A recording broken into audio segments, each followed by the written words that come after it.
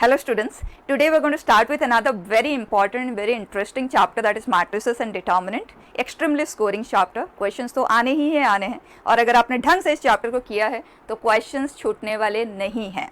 ठीक है, we are going to do with sufficient number of questions, taking exposure of all types of questions that we can ever come across. ठीक है, जो topics हम यहाँ करेंगे they are first of all understanding of a matrix with order and different presentation style, tabular and compact form. Then types of matrices, algebra of matrices में equality, scalar multiplication, addition, subtraction and multiplication. Then trace of a matrix, transpose of a matrix, standard types of matrices में 10 types that we are going to cover. Then format of a determinant, ये हुआ first section of matrices. इसके बाद we'll get into determinant. So format of determinant मतलब किस किस तरह से हम उसे लिखते हैं और उसका मीनिंग क्या है. Then minor cofactor and their properties. Then properties of determinant. Determinant का evaluation का properties based dealing हम कैसे करेंगे. ठीक है. After this we are again going to get back to matrices covering characteristic equation, adjoint, inverse and system of equations. जो हमारे majority of questions होते हैं वो multiplication based होते हैं या तो इनके ऊपर बेस्ट. ये जो है ये एलिमेंट्री पार्ट है, ये अंडरस्टैंडिंग के लिए हम करते हैं क्योंकि इनडायरेक्ट यूज इनके ऊपर बेस्ट जब हम क्वेश्चंस करते हैं वहाँ तो वो सब चीज़ें इन्वॉल्व हो ही जाते हैं ऑटोमेटिकली. ठीक है, so let's just quickly get into and let me tell you we are going to complete this chapter in 4 classes. ठीक है, तो आज की क्लास में we are going to go up to multiplication. ठीक है, सी हियर. तो first of all बेटा मैट्रिक्स है क्या? It is nothing but a tabular form of information, two-dimensional storage of information. तो रोज एंड कॉलम में ही टेबल बनता है. तो मैट्रिक्स की अगर हम बात करें either we use circular bracket or we use rectangular bracket. And इसके अंदर रोज में एंड कॉलम्स में इंफॉर्मेशन स्टोर हो जाता है. लेट्स सपोज 5, 6, 7, 8, 9, 10, 11, 12 इस तरह से हमारे पास रोज एंड कॉलम में एक सेट ऑफ इंफॉर्मेशन है. इसे हम कहते हैं matrix. Do not use this और दिस. ठीक है, मैट्रिक्स के लिए you are going to strictly restrict yourself to circular bracket और रेक्टेंगुलर ब्रैकेट. ठीक है, अब रोज एंड कॉलम में इंफॉर्मेशन स्टोर हुआ है, इसे हम कहते हैं first row, second row, third row and column 1, column 2, column 3, column 4.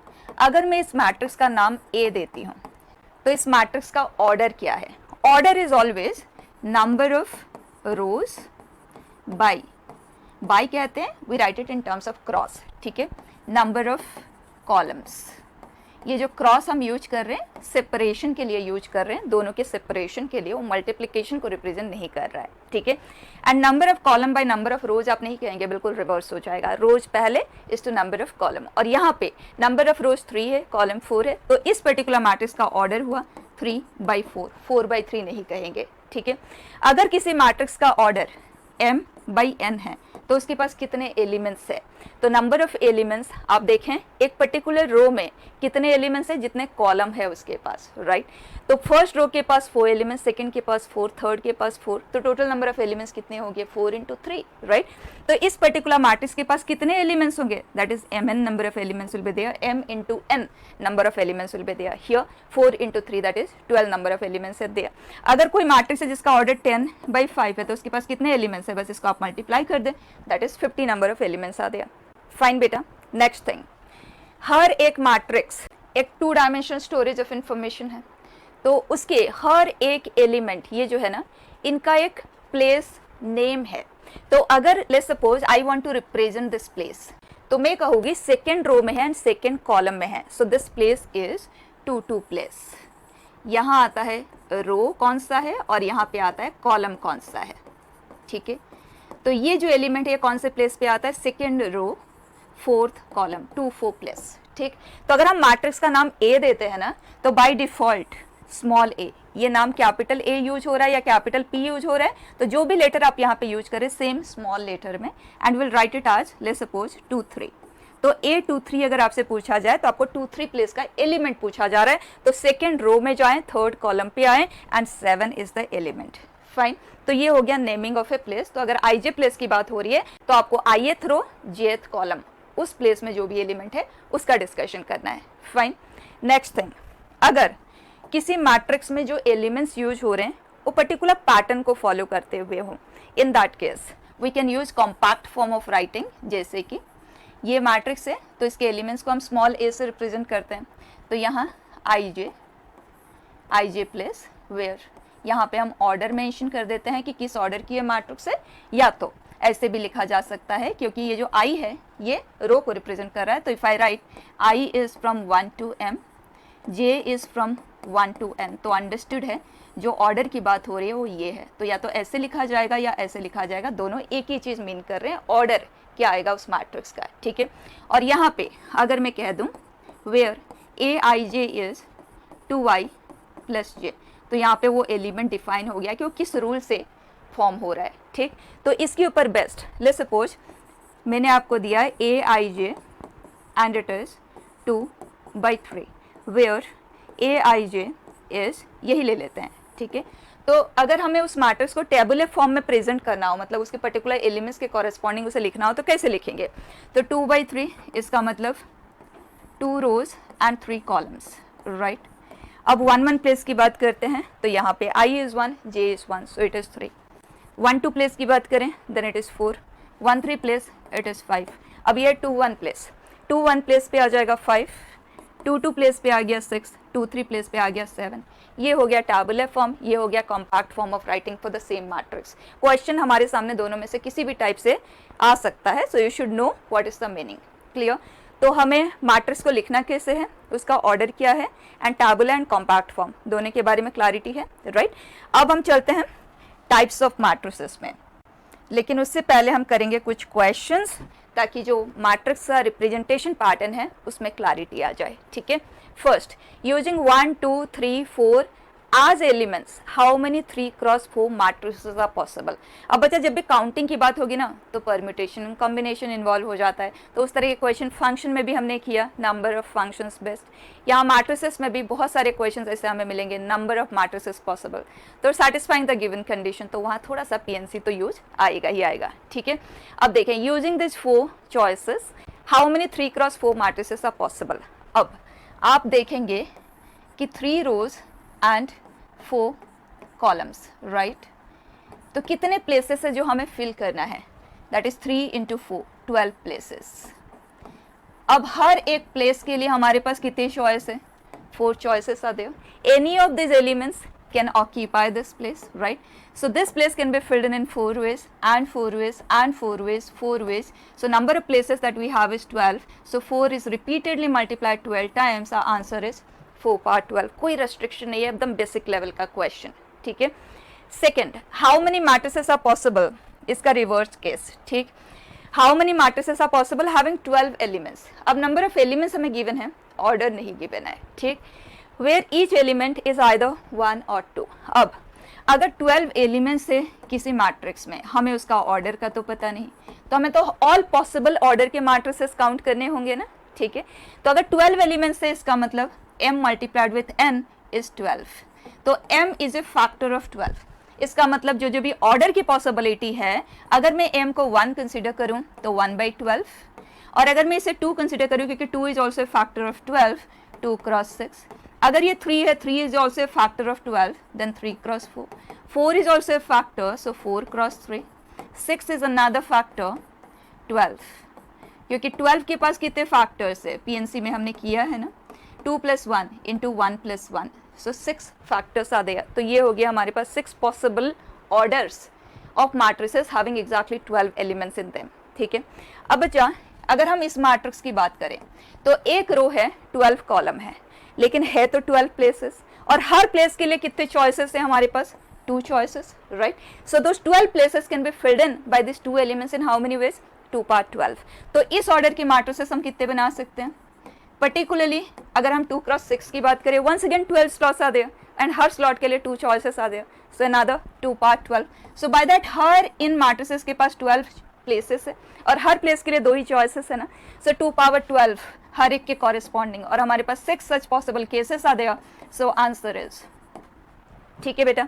Next देखें, it says how many 5 × 5 matrices are possible having elements are 0 और 1 such that sum of elements of each row is 1 and sum of elements of each column is also 1। Interesting, हमें इनको elements की तरह use करना है, 5x5 का matrix है, मतलब 5 rows are there and 5 columns are there, and हर रो के अगर हम एलिमेंट्स का सम देखें इट शुड बी 1, तो क्लियर हो जाता है कि 4 zeros must be there and exactly 1 times 1 must be there in each row, and वही चीज़ in terms of a column, मतलब हर कॉलम के पास exactly 4 zeros and exactly 1 must be there, right.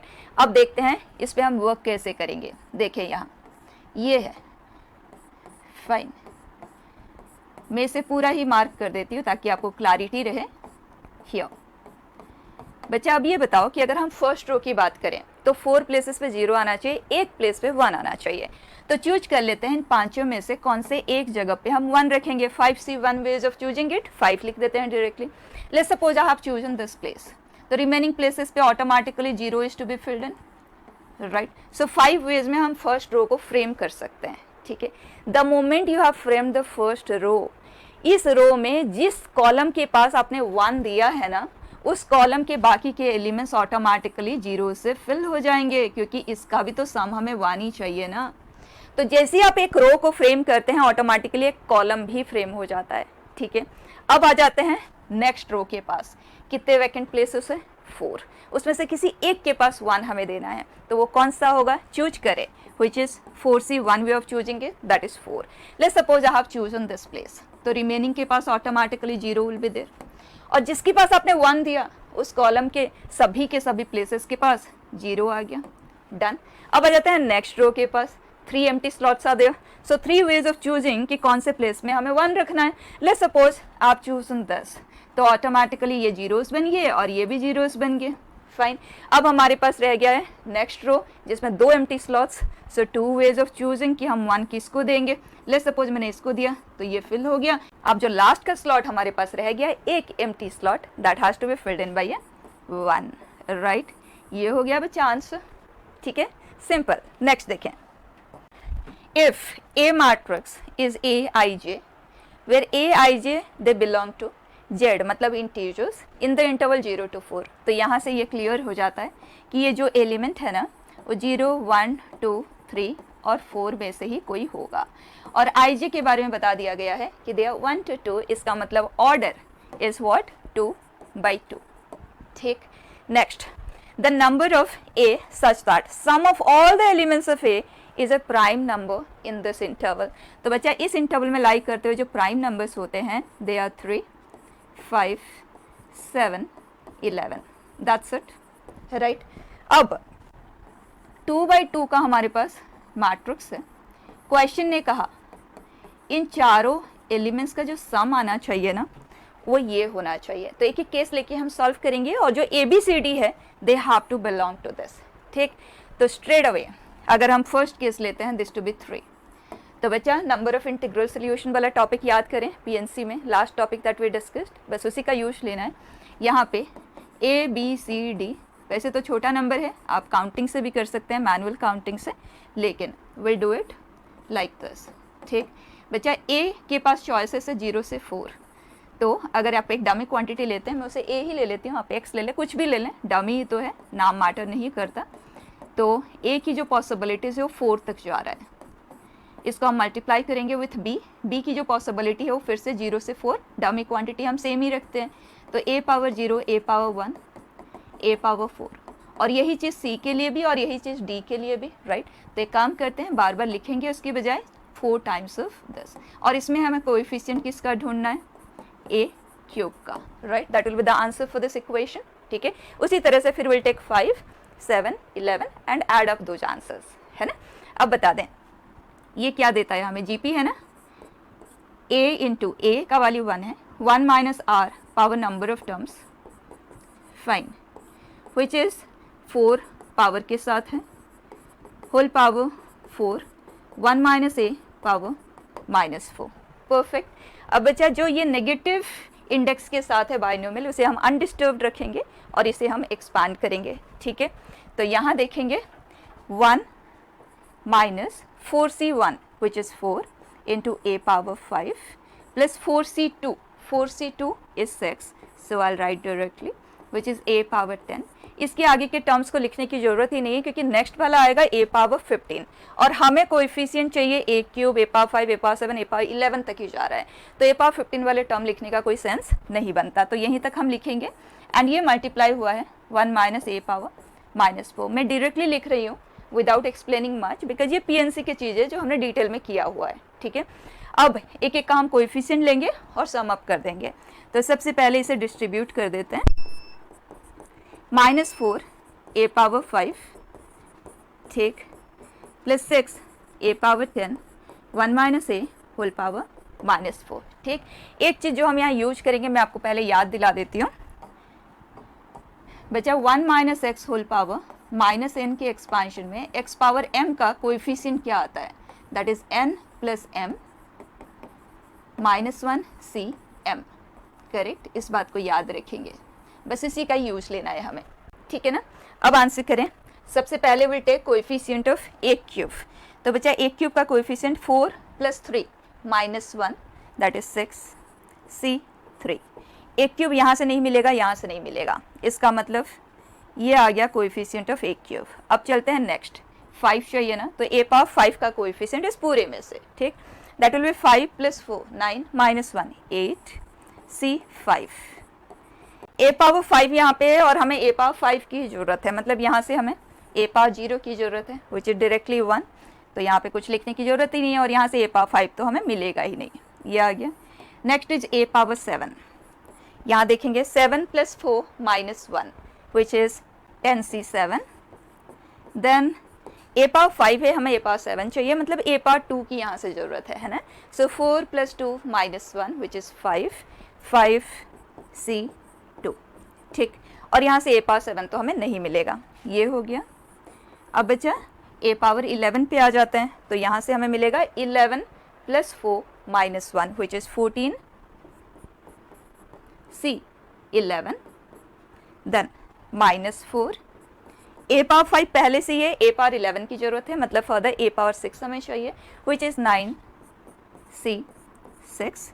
और यहाँ a पावर 11 चाहिए, a पावर 10 पहले से ही है, मतलब एक a की हमें यहाँ पे ज़रूरत है and that will come out to be 6 × 4c1, correct. बस बच्चा वैल्यूज़ निकालें, सम अप कर दें, दैट्स इट, ठीक है, खुद कर लेंगे। नेक्स्ट देखें टाइप्स ऑफ मैट्रिसेस। बेटा सबसे पहले नल मैट्रिक्स, इसका नाम हम O या 0 देते हैं और इसमें सारे के सारे एलिमेंट्स 0 ही होते हैं। तो नॉर्मली यहाँ पे ऑर्डर मेंशन होता है, नहीं भी मेंशन है तो उस पर्टिकुलर सिचुएशन में जो भी ऑर्डर का डिस्कशन हो रहा है it is understood to be of the same order, ठीक है। तो ये कितने भी ऑर्डर का हो सकता है, जैसे ये है तो will write it to be, ठीक। तो नल मैट्रिक्स मतलब all the elements are 0। Then row matrix, नाम ही क्लियर कर देता है, एलिमेंट सारे एक सिंगल रो में ही प्रेजेंटेड है। सो इसका जो ऑर्डर होगा that will be number of row by number of columns. Number of columns कितने भी आ सकते हैं लेकिन रो वैल्यू 1 ही होगा। सो रो मैट्रिक्स मतलब सिंगल रो में एलिमेंट्स अरेंज्ड है, so order will be always of the kind 1 by something, ठीक। कॉलम मैट्रिक्स, जो एलिमेंट्स है they are arranged in the form of a single column, तो इसका जो ऑर्डर आएगा इट इज समथिंग बाय 1। जो कॉलम है ना, number of column that is 1, fine. Then square matrix and rectangular matrix. Square shape हम किसे कहते हैं, number of rows and number of columns equal होना चाहिए, दोनों डायरेक्शन में बैलेंस्ड होना चाहिए, बिल्कुल। सो स्क्वायर मैट्रिक्स में m is equal to n, मतलब उसका जो ऑर्डर आएगा m बाई m टाइप का होगा, ठीक। एंड रेक्टेंगुलर मैट्रिक्स, जैसे अगर हम ज्योमेट्री की बात करें तो वैसे every square is case of a rectangle, ये कहते हैं ना। लेकिन जब हम मैट्रिसेस की बात करेंगे तो ये दोनों बिल्कुल अलग अलग हैं। Rectangular matrix means number of rows not equal to number of columns, ठीक है। अब रेक्टेंगुलर शेप दो तरह की हो सकती है, ये इलोंगेटेड हॉरिजॉन्टली भी हो सकता है, इलोंगेटेड वर्टिकली भी हो सकता है। जैसे कि अगर 2 3 4 5 7 10 ये है, तो आप देखें नंबर ऑफ रोज कितने हैं हमारे पास, 3 है ना, तो इस मैट्रिक्स का ऑर्डर 3 × 2 है, ये बड़ा है, नंबर ऑफ रोज बड़ा है। और रोज लिखे कैसे जाते हैं, वर्टिकली लिखे जाते हैं, तो इस पर्टिकुलर मैट्रिक्स को हम कहेंगे वर्टिकल मैट्रिक्स। और अगर 1 2 3 4 5 6 है, यहाँ नंबर ऑफ कॉलम्स है जो हॉरिजेंटली प्रोसीड करते हैं, और नंबर ऑफ कॉलम्स ज़्यादा होने की वजह से दिस इज इलोंगेटेड हॉरिजेंटली, तो हम इसे हॉरिजेंटल मैट्रिक्स कहते हैं। Is that fine? अब स्क्वायर शेप पे आ जाएं। पर्टिकुलरली कोई भी स्क्वायर मैट्रिक्स है तो उसके टाइप्स आप देखें। सबसे पहले अपर ट्रायंगुलर, और इसे समझने के लिए यहाँ पे आ जाएं। Let's take this is 1 1 place, 1 2 place, 1 3 place, 1 4 place, 2 1, 2 2, 2 3, 2 4, 3 1, 3 2, 3 3, 3 4, and ये कितने भी ऑर्डर का हो सकता है बट स्क्वायर शेप का होना चाहिए। Only to explain something I have taken a particular order, यहाँ पे देखेंगे। ठीक बच्चा, इन्हें हम कहते हैं डायगोनल प्लेसेस। वैसे तो किसी भी स्क्वायर या रेक्टेंगल के पास 2 डायगोनल होते हैं, लेकिन जब हम मैट्रिक्स की बात करते हैं तो एक ही डायगोनल होता है उसका, एंड ये जो डायगोनल प्लेसेस है दे आर आई प्लेसेस। ठीक, 1 1 2 2 3 3। और डायगोनल मैट्रिसेस के केस में रेक्टेंगुलर मैट्रिक्स का एग्जिस्ट नहीं करता है। ठीक है, तो only for square shape of matrix that we talk about diagonal places और डायगोनल। ठीक है, i places they represent, they form the diagonal. ठीक है ना, इसे हम कहते हैं lower triangular places, lower triangle. ठीक है, लोअर ट्रायंगल के अंदर जो प्लेसेस है लोअर ट्रायंगुलर प्लेसेस, और ये अपर ट्रायंगल। फाइन, अपर ट्रायंगल। अब बताएं, अगर हमारे पास कोई मैट्रिक्स है ए जिसका ऑर्डर n बाई n है, तो बच्चा इसके पास टोटल एलिमेंट्स कितने हैं? n square number of elements are there, right? Total elements there n square. और बच्चा डायगोनल प्लेसेस कितने हैं? Diagonal places are i places, है ना? I value can vary from 1 to n, तो आई प्लेसेस मतलब 1 1 2 2 3 3 so on n n, so number of places n। Non diagonal places कितने हुए? जो डायगोनल पे नहीं है, that is total minus the diagonal places. और एक तरफ के ट्रायंगल में कितने एलिमेंट्स हैं? इन वन ट्रायंगल, चाहे अपर ट्रायंगल की बात करें या लोअर ट्रायंगल की बात करें, कितने एलिमेंट्स एक तरफ के ट्रायंगल में आते हैं बेटा? n square minus n by 2 number of elements. अब before we get into exact discussion of upper triangle and lower triangular matrices, आप मुझे सिर्फ इतना सा बताओ, अगर मैं आपको कोई प्लेस देती हूँ और मैं कहूँ कि ये जो प्लेस है ये लोअर ट्रायंगल में आता है या अपर ट्रायंगल में आता है, कोई भी मैट्रिक्स है, लेट्स सपोज 10 बाई 10 की कोई मैट्रिक्स है। ठीक है, इस पर्टिकुलर मैट्रिक्स में ये कौन से जगह पे आता है? क्या ये डायगोनल पे आता है, लोअर ट्रायंगल में आता है या अपर ट्रायंगल में आता है? अब बच्चा, row and column places are different, ये आई प्लेस तो नहीं है ना, तो क्लियर है ये डायगोनल पे तो नहीं आएगा, किसी न किसी ट्रायंगल पे आएगा। किस तरफ के ट्रायंगल पे आएगा, कैसे आप ये चीज़ चेक करेंगे? यहाँ देखेंगे, ये जो प्लेसेस है इस तरफ रो प्लेसेस इंक्रीज होता है, यहाँ आई एंड जे आर इक्वल। उसके बाद जब आप नीचे की ओर आते हैं ना तो आई का वैल्यू इंक्रीज हो जाता है, जे मेंटेन्ड है 1 पे, राइट? तो इसका मतलब इन जगह के लिए आई इज ग्रेटर देन जे, और इन जगह के लिए आई इज स्मॉलर देन जे, और यहाँ पे आई इज इक्वल टू जे। ठीक, तो ये देखते हुए आप बता सकते हैं कि वो एलिमेंट कौन से जगह पे होगा। ठीक, तो 3 2 place I is greater than j, so the element would lie in lower triangle. Clear है बिल्कुल?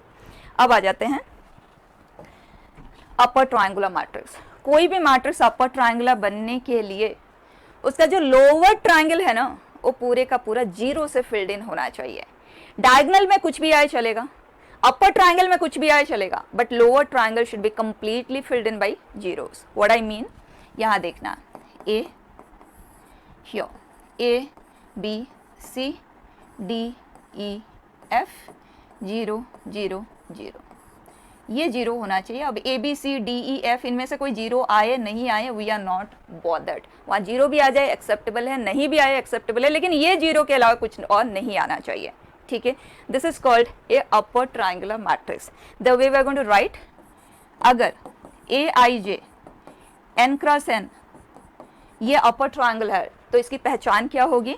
ए i j is 0 for all i greater than j, क्योंकि ये जो प्लेसेस इनकी पहचान कौन करता है? I greater than j. So those element should be particularly 0, बाकी कुछ भी हो सब एक्सेप्टेबल है, इसलिए मेंशन करने की जरूरत नहीं है बाकी प्लेसेस पे क्या आएगा। ठीक है, this is the basic requirement. Fine, इसी तरह से कोई मैट्रिक्स लोअर ट्रायंगुलर तब कंसिडर होगी जब उसका अपर ट्रायंगल पूरे का पूरा 0 से फिल्ड इन हो। क्लियर? अब अगर हम बात करें कोई ऐसी मैट्रिक्स जो लोअर ट्रायंगुलर भी है और अपर ट्रायंगुलर भी है, तो मैट्रिक्स किस तरह की होगी? ये 0 0 0, राइट। बाकी ये एलिमेंट्स 0 आए नॉन 0 आए सब कुछ चलेगा, फाइन। अब एक क्वेश्चन आप यहाँ पे पहले आंसर करें before we get into the next matrix. अगर इट इज 5x5 मैट्रिक्स है and how many zeros are required, minimum number of zeros required for this matrix to be upper triangular. तो इसकी meaning क्या हुआ, मतलब आप सिर्फ मीनिंग पे जाएं।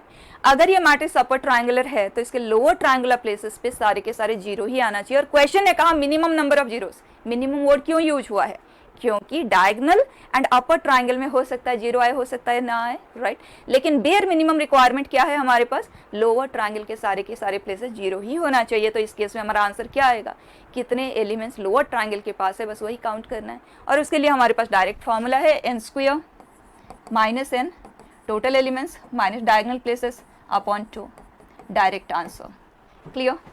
नेक्स्ट देखें, मैंने स्केलर पहले लिख दिया लेकिन हमें डायगोनल को पहले डिस्कस करना है, ठीक है। A matrix is diagonal if lower triangle and upper triangle दोनों के दोनों 0 से फिल्ड इन होना चाहिए। मतलब such a matrix which is both upper triangular as well as lower triangular is a diagonal matrix. तो ये मैट्रिक्स हमें किस तरह की दिखेगी, A 0 0 0 B 0 0 0 C। अब बच्चा इसमें A B C 0 भी आ सकते हैं नॉन 0 भी आ सकते हैं, उसके ऊपर कोई कंडीशन नहीं है, ठीक है। तो डायगोनल बनने के लिए बेसिक रिक्वायरमेंट है कि non diagonal places should be all field in by zeros. तो इसे हम लिखते कैसे हैं, अगर A I J है और ऑर्डर n क्रॉस n है, we will say A I J are all 0 whenever I is not equal to J। इसमें अपर ट्रायंगल एंड लोअर ट्रायंगल दोनों ही डिस्कस हो चुके हैं, ठीक है। तो ये है डायगोनल मैट्रिक्स के लिए। अब अगर कोई मैट्रिक्स डायगोनल है तो अंडरस्टूड है ना बेटा कि उसके नॉन डायगोनल प्लेसेस सारे 0 ही होंगे। तो उनको मेंशन करके टाइम क्यों वेस्ट करना है, तो सिर्फ यहाँ पे डायगोनल प्लेसेस को ही मेंशन कर दिया जाता है लाइक दिस। तो अगर मैं लिखूँ डायगोनल 1 0 2 तो आपको क्लियर होना चाहिए कि ये 3x3 की मैट्रिक्स है, डायगोनल है और ये इसके डायगोनल एलिमेंट्स है और नॉन डायगोनल प्लेसेस तो सारे 0 ही होते हैं। तो इसको अगर आप एक्सपांडेड फॉर्म में लिखें टैबुलर फॉर्म में तो ये कुछ इस तरह से है, ठीक है। Next scalar matrix. Scalar matrix is a particular type of diagonal matrix जिसमें डायगोनल एलिमेंट्स सारे इक्वल हो। मीन्स अगर ये K है तो ये भी K ही होना चाहिए। Diagonal matrix having all the diagonal places as equal, that is called scalar matrix, ठीक है। तो इसे हम इस तरह से भी लिख सकते हैं, डायगोनल K जितने भी ऑर्डर की है उतने नंबर ऑफ K आप यहाँ मेंशन कर सकते हैं, फाइन। तो every scalar matrix is a diagonal matrix, वैसे every diagonal matrix is not a scalar matrix, fine. अब आ जाए यूनिट और identity matrix. It is a specific type of scalar matrix where the diagonal places are all 1, unit matrix. यहाँ पे थोड़ा सा confusion कुछ बच्चों को हो जाता है, जैसे वो यूनिट मैट्रिक्स पढ़ते हैं उनको लगता है कि सारे के सारे एलिमेंट्स 1 है, नहीं। ये स्केलर मैट्रिक्स का ही एक केस है जिसमें वो जो स्केलर है, स्केलर मतलब वो जो डायगोनल के अलोंग एलिमेंट्स है, दे आर ऑल 1, ठीक। सो यूनिट मैट्रिक्स 1 0 0 1 अगर हम सेकेंड ऑर्डर की लिखें एंड 1 0 0 0 1 0 0 0 1 ये थर्ड ऑर्डर की, इसको हम I से डिनोट करते हैं। आप 3x3 लिख लें या सिर्फ 3 लिख लें क्योंकि स्क्वायर शेप की तो होती है ना, तो एक एलिमेंट्स इनफ है इसका ऑर्डर बताने के लिए। इफ आई से square matrix of order 2, understood है ना, स्क्वायर शेप की है तो 2x2 ही उसका ऑर्डर होगा, फाइन। नेक्स्ट बेटा कंपेरेबल मैट्रिसेस। दो मैट्रिसेस को हम कंपेयर कब कर पाते हैं, when they are of the same order. So comparable matrices means matrices of same order, ठीक। सिर्फ मीनिंग पता होना चाहिए क्योंकि क्वेश्चन में अगर ये वर्ड्स यूज किए या आगे के डिस्कशन में जब कभी भी हम इस पर्टिकुलर टर्म का यूज करें तो आपको क्लियर होना चाहिए we mean matrices of the same order, ठीक है। Next singular and non singular matrices. अभी हमने डिटर्मिनेंट नहीं किया लेकिन ज़्यादातर बच्चों को डिटर्मिनेंट का एक्सपोजर होता है फ्रॉम क्लास 10th और 11th, राइट। तो आपको पता है कि एक डिटर्मिनेंट क्या होता है। डिटर्मिनेंट मीन्स एक वैल्यू, एक नंबर। हर स्क्वायर शेप की मैट्रिक्स का एक वैल्यू हम कैलकुलेट कर सकते हैं, ठीक। तो वो जो वैल्यू होता है that is called determinant value of a matrix. तो अगर वो डेट वैल्यू जैसे मैट्रिक्स ए है स्क्वायर शेप की है तो उसके डेट को हम ऐसे लिखते हैं या इस तरह से लिखते हैं। तो अगर वो वैल्यू 0 आता है then in that case it is called singular, और अगर वो वैल्यू नॉन जीरो आता है it is called non singular. सिर्फ मीनिंग के लिए मैंने आपको बताया है, बाकी इसका यूज हम लेंगे आफ्टर डिटर्मिनेंट, ठीक है। बहुत ज़्यादा ये यूज में आएगा, particularly for discussion of inverse of a matrix and system of linear equation का डिस्कशन में हम काफ़ी ज़्यादा इसका यूज लेंगे, और इसके ऊपर बेस्ट क्वेश्चंस भी अदरवाइज हमें मिलेंगे, ठीक है। अब आगे बढ़ते हैं। अलजेब्रा ऑफ मैट्रिसेस में सबसे पहले इक्वालिटी ऑफ मैट्रिसेस। बच्चा दो स्टोरेज ऑफ इंफॉर्मेशन, क्योंकि matrix is nothing but A 2 dimensional storage of information. अगर दो स्टोरेज बिल्कुल एग्जैक्टली इक्वल है, इसका मतलब पहला चीज they have the same order, right, same order की होनी जरूरी है।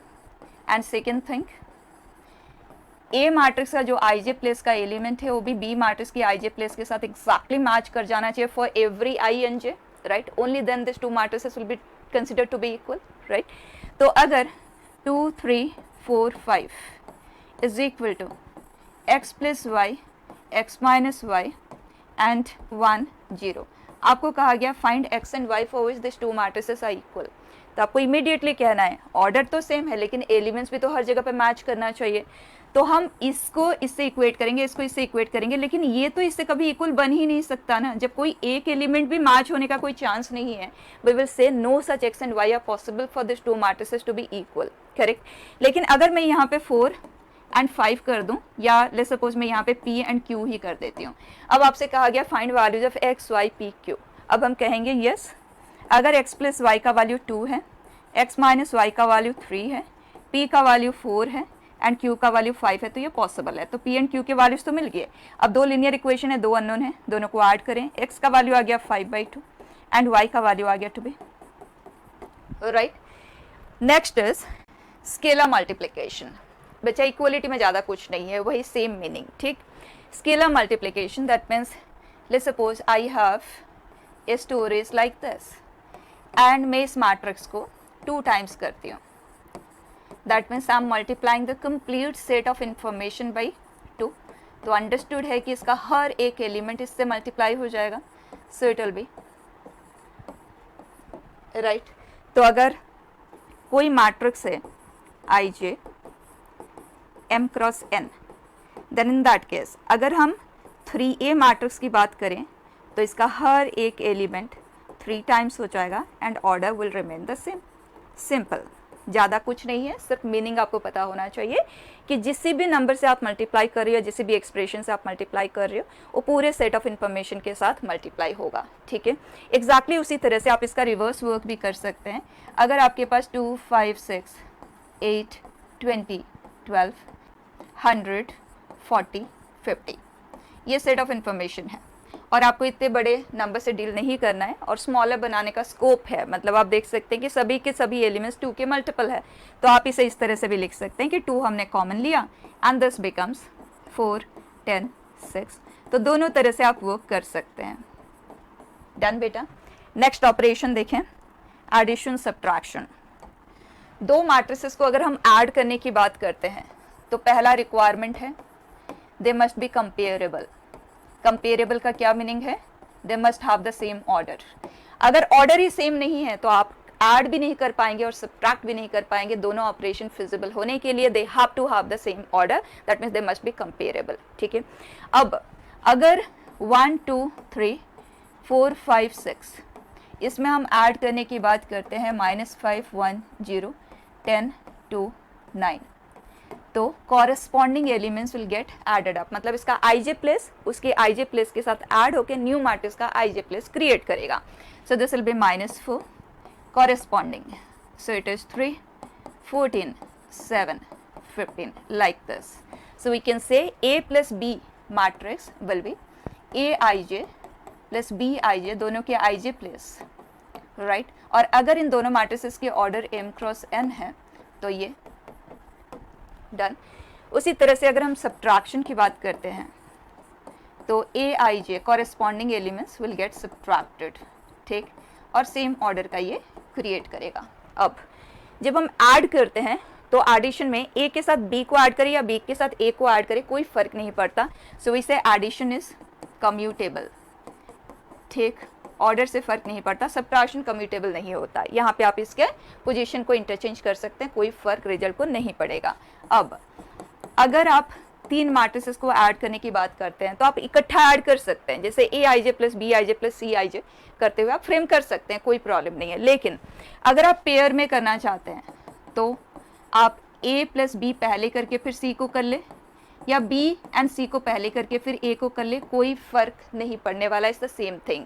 This is called addition is associative, ठीक है।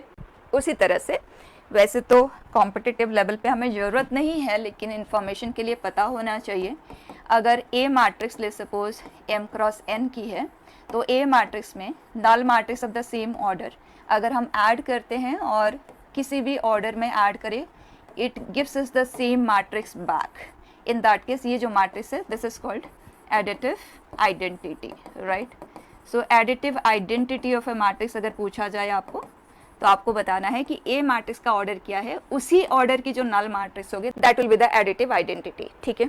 उसी तरह से ये है, इसमें अगर आप माइनस ऑफ इसे ऐड करते हैं तो एडिटिव आइडेंटिटी हमें मिलता है, मतलब हमें 0 मिलता है। So this is called the additive inverse, ठीक। Additive inverse of A that is minus A, fine. Competitive level पे हमें इन चीज़ों की ज़रूरत नहीं है, लेकिन इन्फॉर्मेशन के लिए कंप्लीट स्टडी जब हम करें तो हर चीज़ हमें पता होनी चाहिए, ठीक है। तो addition subtraction is very simple. आगे बढ़ते हैं, जो हमारा मेन वर्क है, जो कि हमारे ऑलमोस्ट 60-70% क्वेश्चन में यूज़ में आएगा, दैट इज़ मल्टीप्लिकेशन प्रोसेस। इसको बिल्कुल अच्छे से समझना है, इसके प्रॉपर्टीज़ को अच्छे से समझ के उन पे ग्रिप बनाना है, अच्छे से उन्हें होल्ड करना है, क्योंकि क्वेश्चंस मोस्टली वो प्रॉपर्टीज़ बेस्ड डीलिंग से ही सॉल्व हो जाने वाले हैं, ठीक है। देखें, व्हेन वी से ए मल्टीप्लाइड विथ बी, तो आपको कोई डॉट यूज करने की ज़रूरत नहीं, कोई क्रॉस की भी ज़रूरत नहीं है, ऐसे ना लिखें, ठीक है। No, we are going to just write 2 names side by side. It is understood. It represents multiplication. अब जब हम दो रियल नंबर को भी मल्टीप्लाई करते हैं ना, अब क्योंकि रियल नंबर के मल्टीप्लिकेशन का जो प्रोसेस होता है वो कम्यूटेटिव होता है, इसीलिए ऑर्डर मैटर नहीं करता कि आप 2 को पहले लिख रहे हो या 3 को पहले लिख रहे हो। लेकिन मैट्रिक्स के केस में ऑर्डर मैटर करता है, the way we multiply the matrices. इसीलिए क्लैरिटी के साथ ध्यान रखें, प्री फैक्टर कौन है, पहला फैक्टर कौन है, एंड पोस्ट फैक्टर कौन है, बाद वाला फैक्टर कौन सा है। It will make a difference in the answer, ठीक है। अब जो मैट्रिक्स का मल्टीप्लिकेशन है उसका प्रोसेस होता है row by column rule of multiplication. Row by column, हर कोई अपने अपने तरह से मल्टीप्लाई करने ना लग जाए, इसलिए एक सिंगल रूल फ्रेम्ड है जो आपको फॉलो करना है, that is row by column rule of multiplication. What it means, जैसे प्री फैक्टर है, let's suppose 1 2 3 4 5 6, and post factor मैं यहीं पे लिख देती हूँ ए एंड बी 1 2 3 4, ठीक। ये मैट्रिक्स ए है, ये बी है। अब जब हम इन दोनों को मल्टीप्लाई करने की कोशिश करेंगे तो इमीडिएट अटेंशन जाएगा row by column rule of multiplication पे। अब प्री फैक्टर का हमें लेना है रो, इसका हमें लेना है रो, और इसका हमें लेना है कॉलम, बी का लेना है कॉलम। तो अगर हम रिजल्ट को फ्रेम करते हैं और उसका 1-1 प्लेस का हम डिस्कशन करते हैं, तो 1-1 मतलब प्री फैक्टर का फर्स्ट रो लेना होगा, पोस्ट फैक्टर का फर्स्ट कॉलम लेना होगा। अगर हम इसके आईजे प्लेस को डिस्कस कर रहे हैं तो प्री फैक्टर का आईएथ रो लेना है और इसका जेथ कॉलम लेना है, एंड कॉरेस्पॉन्डिंग एलिमेंट्स को मल्टीप्लाई करते हुए सम अप कर देना है। तो 1-1 प्लेस के लिए मुझे इसका 1 रो लेना होगा, इसका 1 कॉलम लेना होगा, कॉरेस्पॉन्डिंगली मल्टीप्लाई करके ऐड करना है। आप समझ के देखें, अगर हम कॉरेस्पॉन्डिंगली मल्टीप्लाई करने की बात कर रहे हैं तो इसके पास जितने एलिमेंट्स है इसके पास भी उतने ही एलिमेंट्स होने चाहिए। मतलब प्री फैक्टर के हर रो में जितने एलिमेंट्स है, पोस्ट फैक्टर के हर कॉलम के पास उतने ही एलिमेंट्स होना चाहिए, अदरवाइज मल्टीप्लिकेशन तो फिजिबल ही नहीं होगा। क्योंकि कॉरेस्पॉन्डिंगली मल्टीप्लाई करना मतलब इसका फर्स्ट विथ इसका फर्स्ट, इसका सेकंड विथ इसका सेकंड, इसका थर्ड के साथ इसके पास तो थर्ड है ही नहीं, तो मल्टीप्लिकेशन इस केस में फिजिबल नहीं होगा। So for multiplication process and matrices to be feasible, number of elements in every row of the prefactor should match with number of elements in every column of the post factor। अब बताएं, किसी भी matrix के एक रो के पास कितने elements है वो कौन डिसाइड करता है?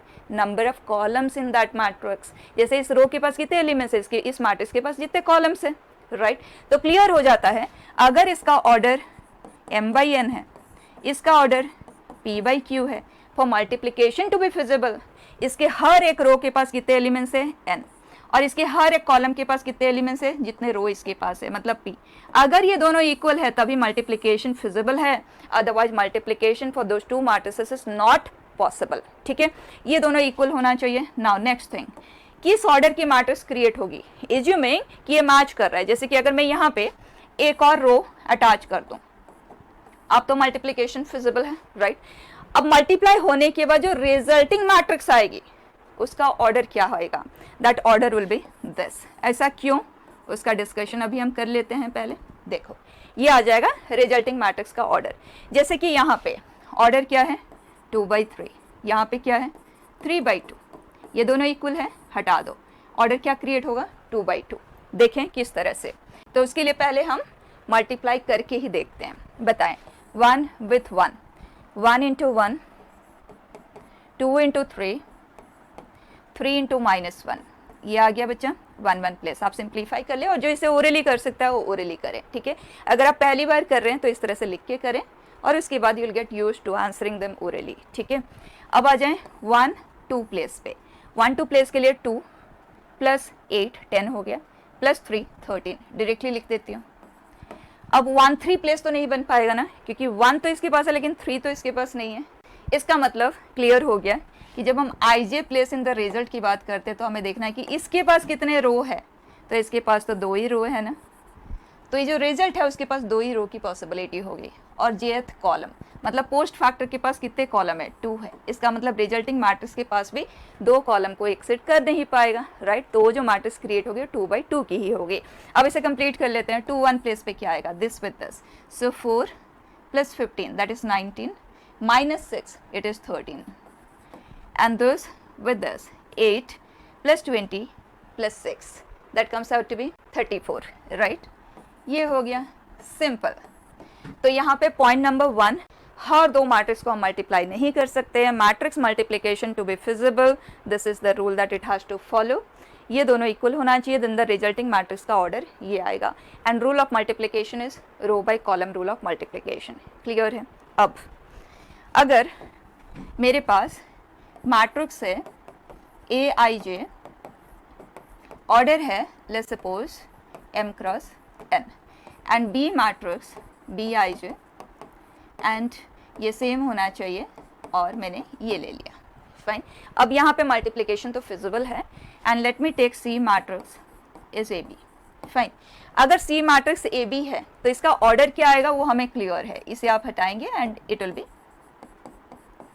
अब अगर सी मैट्रिक्स का ना हमें पूरी मैट्रिक्स की जरूरत नहीं है, लेट्स सपोज मुझे इसका 2 3 प्लेस चाहिए, तो डायरेक्टली हम 2 3 प्लेस लिख सकते हैं इस पर्टिकुलर मैट्रिक्स का 2 3 प्लेस।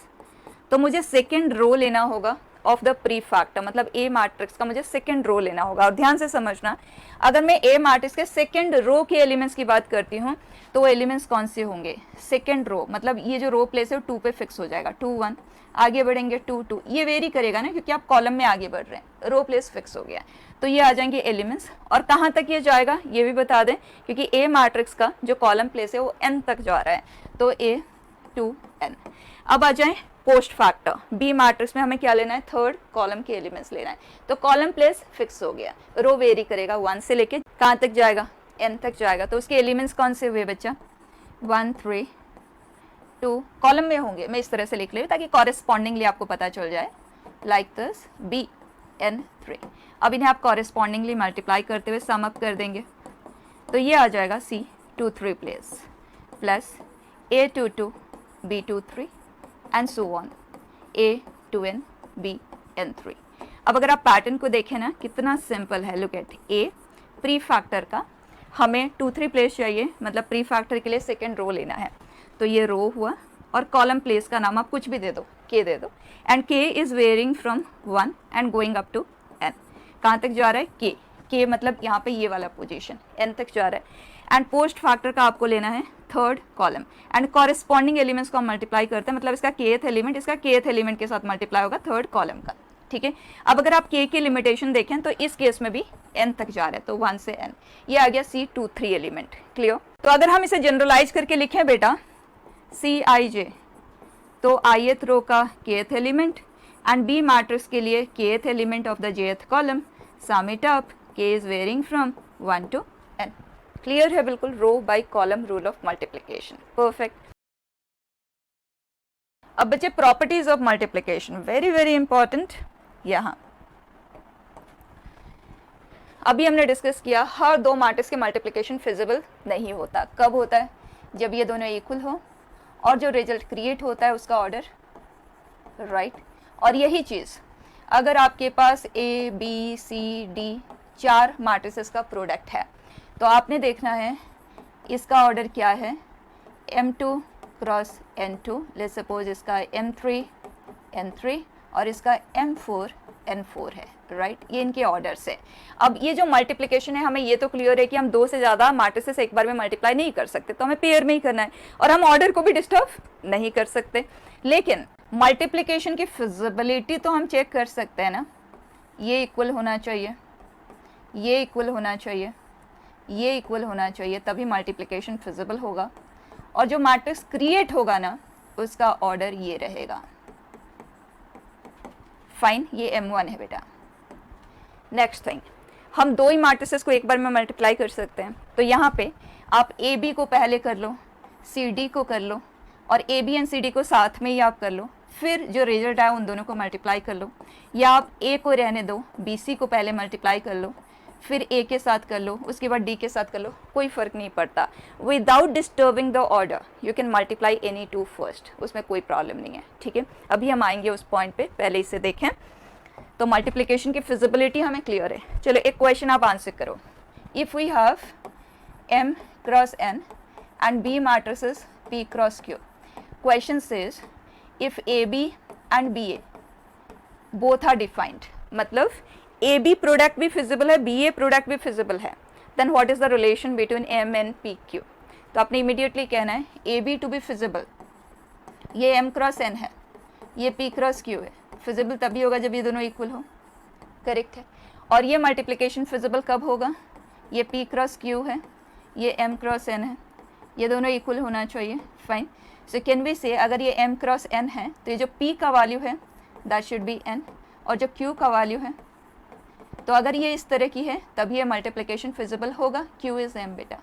अब अगर एक और क्वेश्चन हम बिल्कुल सिमिलर सा लेते हैं, क्वेश्चन कहता है कि AB is equal to BA, तो बस हमें इनके ऑर्डर को ही डिस्कस करना है। तो will say AB to be feasible, अगर ये M क्रॉस N टाइप का है तो B N क्रॉस समथिंग होना चाहिए, करेक्ट है। तो इन दैट केस इसका जो ऑर्डर क्रिएट होगा वो M क्रॉस P टाइप का होगा। Fine, and BA to be defined, अगर ये n क्रॉस p है तो a के पास जो नंबर ऑफ रोज है that should be p, correct, जो कि m है, तो दिस शुड बी p। तो यहाँ पे हम लिख देते हैं p क्रॉस, ये है n, तो ये दोनों इक्वल हुए तो इसके पास जो ऑर्डर क्रिएट होगा वो n क्रॉस n टाइप का होगा। फाइन, अब ये दोनों इक्वल होने के लिए m is n, p is n, right. इसका मतलब m, n and p all 3 are equal. So can we say A and B both are square matrices of the same order? तो अगर A, B and B दोनों exist कर रहे हैं, that is possible only when both are square matrices of the same order, ठीक है। Next property देखें बेटा, AB and BA in general are not equal। बहुत सारे ऐसे मैट्रिसेस होंगे जिसमें AB डिफाइंड है लेकिन BA एग्जिस्ट ही नहीं करेगा। For example if I take A matrix का ऑर्डर है 2 क्रॉस 3 और इसका ऑर्डर है 3 क्रॉस 1, बच्चा यहाँ पे आप इसको इससे तो मल्टीप्लाई कर सकते हैं लेकिन इसको इससे मल्टीप्लाई नहीं कर सकते हो, फिजिबल ही नहीं होगा। तो कभी भी अगर आपको मैट्रिसेस का पता नहीं है तो आप ए बी को बी ए से रिप्लेस नहीं करेंगे, that is not possible. The matrix multiplication is not commutable in general. अगर आपको पर्टिकुलर मैट्रिसेस गिवन है तो आप मल्टीप्लाई करते हुए चेक कर ले, क्योंकि कुछ मैट्रिसेस ऐसे भी हमें मिलेंगे जिसमें A B and B A equal आएंगे, they are specific matrices. In such cases we say A and B are commutable matrices. और कुछ matrices हमें ऐसे भी मिलेंगे जिसमें AB will be equal to minus BA, इन्हें हम कहते हैं एंटी कम्यूटेबल matrices। लेकिन अगर matrices का पता नहीं है तो आप AB को BA से रिप्लेस करते हुए किसी भी क्वेश्चन को सॉल्व नहीं करेंगे, clear. So matrix multiplication is not commutable. Second thing, matrix multiplication is distributive over addition and subtraction. अगर A है एज ए प्री फैक्टर, ध्यान देना प्री फैक्टर पोजीशन मैटर करता है मैट्रिक्स मल्टीप्लिकेशन में। A है, ब्रैकेट के अंदर B प्लस C है या B माइनस C है, तो आप A को जब डिस्ट्रीब्यूट करेंगे B के साथ तो A प्री फैक्टर की तरह है तो प्री पोजीशन पे ही आएगा। हियर प्लस है तो प्लस साइन, माइनस है तो माइनस साइन, परफेक्ट। उसी तरह से आप कॉमन भी ले सकते हैं, जैसे आप कुछ काम कर रहे तो AB AC ये आया, आपने देखा दोनों के पास A है लेकिन पोजीशन कौन सा है, अकॉर्डिंगली आप कॉमन ले पाएंगे। तो A प्री फैक्टर की तरह है तो आप इस तरह से इसे लिख सकते हैं। अगर आपके पास कुछ ऐसा है AB प्लस CB, हमने देखा B दोनों के पास है, पोस्ट वाले पोजीशन पे है तो आप पोस्ट की तरह उसे आप कॉमन ले लें, राइट। लेकिन अगर आपके पास AB है एंड BA है, यहाँ पे A है यहाँ पे A है लेकिन पोजीशन डिफरेंट है तो आप उसे कॉमन लेने का सोचेंगे भी नहीं, पॉसिबल ही नहीं है, you can't do it in general, ठीक है। देन एसोसिएटिव प्रॉपर्टी जो ऑलरेडी मैं आपको बता चुकी हूँ, आप एक बार में दो ही मैट्रिसेस को मल्टीप्लाई कर सकते हैं विदाउट डिस्टर्बिंग देयर ऑर्डर। तो आप AB को पहले करें फिर C से मल्टीप्लाई करें, या A को साइड रखते हैं B एंड C को, ऑर्डर को बिगर डिस्टर्ब किए, मल्टीप्लाई करें, फिर जो आए वो आज पोस्ट फैक्टर A के साथ आप मल्टीप्लाई करते हैं, it will be the same result. और फिजिबिलिटी कब होगी, we already discussed it, fine. Next property देखें, identity matrix multiplied with A is equal to A into I. Mind it, where A is a square matrix and identity matrix is of the same order as that of A. In that case, आप I into A is equal to A into I and that is equal to A. Directly लिखेंगे. Then null matrix multiplied with A will give us null matrix. अगर multiplication की feasibility है तब, अगर feasible ही नहीं है तो what are we going to discuss about, right. So A into zero is zero if it is feasible, अगर matrix defined है तब, ठीक। नेक्स्ट थिंग वेरी इंपॉर्टेंट, अगर दो मैट्रिसेस इक्वल है, कई बार हमें एक थर्ड मैट्रिक्स की प्रोडक्ट की जरूरत पड़ती है दोनों तरफ, तो अगर आप A मैट्रिक्स को मल्टीप्लाई कर रहे हैं दोनों तरफ आपको करना होगा और एक ही पोजीशन पे करना होगा। अगर आप इस तरफ आज प्री फैक्टर कर रहे हैं तो इधर भी आज प्री फैक्टर ही करेंगे, इधर अगर आप A को आज पोस्ट फैक्टर यूज कर रहे हैं तो इधर भी आज पोस्ट फैक्टर ही यूज करेंगे। आप कभी ये नहीं कहेंगे कि P is equal to Q है और इस तरफ आपने A आज प्री फैक्टर यूज किया और इधर आज पोस्ट फैक्टर यूज किया, नो नेवर, ठीक है। नेक्स्ट, दो मैट्रिसेस का प्रोडक्ट अगर नल मैट्रिक्स है, इंपॉर्टेंट, क्योंकि हमें आदत होती है कि दो नंबर है मल्टीप्लिकेशन जीरो है तो हम इमीडिएटली कहते हैं आइदर x इज जीरो और y इज जीरो। मैट्रिसेस में ये काम नहीं चलेगा, तो उस प्रोग्रामिंग को आपको यहाँ चेंज करने की ज़रूरत है, क्योंकि उस चीज़ की इतनी आदत होती है ना कि हम ब्लाइंडली उसे करते जाते हैं। तो दो मैट्रिसेस के प्रोडक्ट अगर नल मैट्रिक्स है, it will never imply that either A is a null matrix or B is a null matrix. दोनों not null होते हुए भी उनका प्रोडक्ट null matrix आ सकता है। फॉर एग्जाम्पल 1 0, बहुत सारी पॉसिबिलिटी है, मुझे तो एक सिंपल फॉर्म में लिखना है तो मैं मैक्सिमम नंबर ऑफ जीरोस को यूज करते हुए लिख देती हूँ। आप देखें 1 1 1 2 2 1 2 2, ठीक है। So remember this, very important. Next thing, यहाँ पे मैं थोड़ा सा डिटर्मिनेंट यूज करूँगी। अगर आपको डिटर्मिनेंट के बारे में नॉलेज नहीं है तो बस आप इसको लिख के अभी छोड़ दें। After we complete determinant come back to this property, क्योंकि इसके ऊपर हमें बहुत ज़्यादा क्वेश्चंस मिलते हैं, ठीक।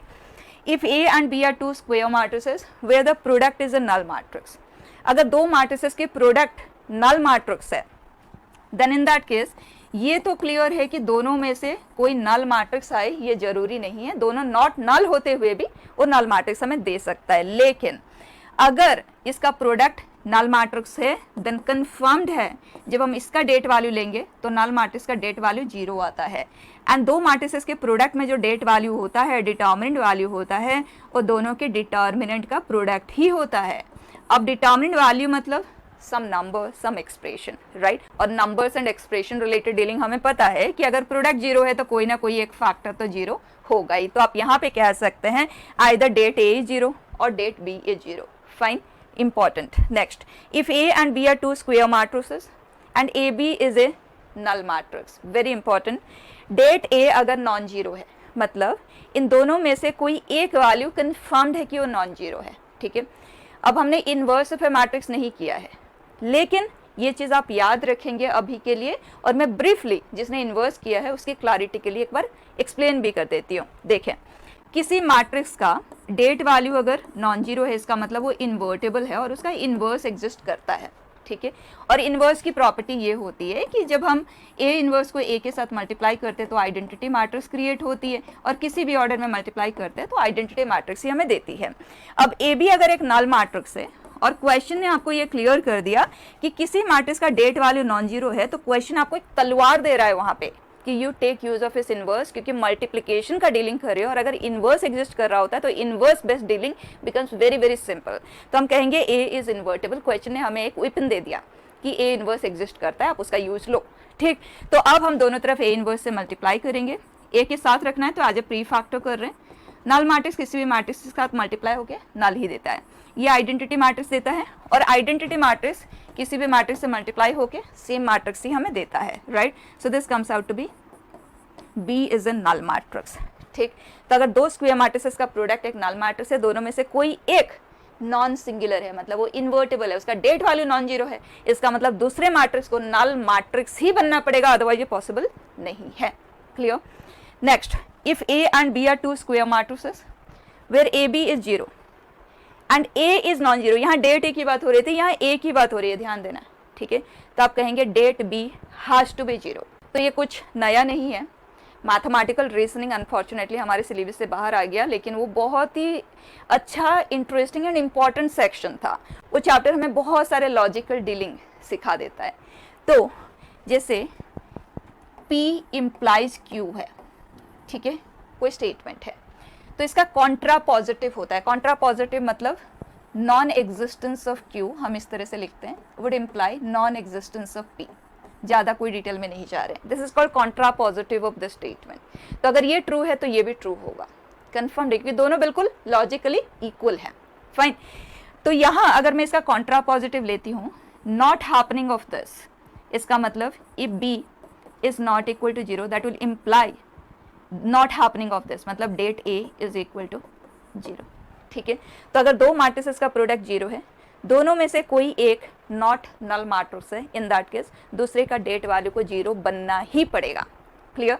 और ज़्यादा डिटेल में इन दो केसेस पे हम इनवर्स के साथ करेंगे आफ्टर वी कंप्लीट डिटर्मिनेंट, ठीक है, क्योंकि इनवर्स रिलेटेड ही चीज़ें हैं, ठीक है बेटा। अभी के लिए याद रख लें एज इट इज, कभी भी कोई क्वेश्चन करते हुए इनका इन्वॉल्वमेंट आता है ना, डायरेक्टली प्रोसीड कर जाएं।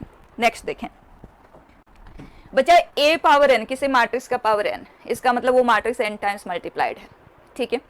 अगर ए बी का पावर n है, इसका मतलब A B as a matrix n times multiply हो रहा है। ध्यान देना, ए बी एक मैट्रिक्स है, ये मैट्रिक्स n टाइम्स मल्टीप्लाई हो रहा है। जैसे कि ए बी होल क्यूब है, तो आप ये लिखेंगे, इसे कभी भी आप ये नहीं लिखेंगे। जैसे नंबर्स में, एक्सप्रेशन में हमें करने की आदत होती है ना, ये चीज़ आप तभी कर सकते हैं जब ए एंड बी में ऑर्डर मैटर ना करता हो। मतलब अगर क्वेश्चन कह देता है कि A B is equal to B A, इसका मतलब जैसे नंबर बेस्ड डीलिंग होता है ना, कम्यूटेबल होता है, तो अगर आपको क्वेश्चन कह देता है A B is B A, इसका मतलब क्वेश्चन ने आपको परमिट कर दिया कि जो चीज़ें आप नंबर्स में करते हो ना, वो सारी चीज़ें आप यूज कर सकते हो। तो उस केस में आप ऐसे लिख सकते हो, कोई प्रॉब्लम नहीं है। लेकिन in general you can not write it to be this, fine. लेकिन अगर क्वेश्चन ने ये इन्फॉर्मेशन दे दिया तो उस केस में आप इसको खेल सकते हो। अब ए को कहीं पे भी लिखो, बी को कहीं पे भी लिखो, आपको वो चीज़ परमिट कर दिया गया है। तो A power n B power n कर दो या B power n A power n कर दो, कोई फर्क नहीं पड़ता। अब एग्जैक्टली उसी तरह से ए प्लस बी का होल स्क्वायर, इसका मतलब A plus B is multiplied twice. Question ने हमें नहीं कहा है कि कम्यूटेबल है, तो आप क्या करेंगे, ए विथ बी, ए पहले बी बाद में, b and then a distribute करेंगे ना, b with b, b square, ये लिखेंगे। इसमें कोई और सिंप्लीफिकेशन का स्कोप नहीं है। लेकिन अगर क्वेश्चन ने कह दिया कि a b इज b है, then in that case order change करना अलाउड है। मतलब जो आप नंबर के ऊपर बेस्ट वर्क करते हो, एग्जैक्टली वही चीज़ आप कर सकते हो।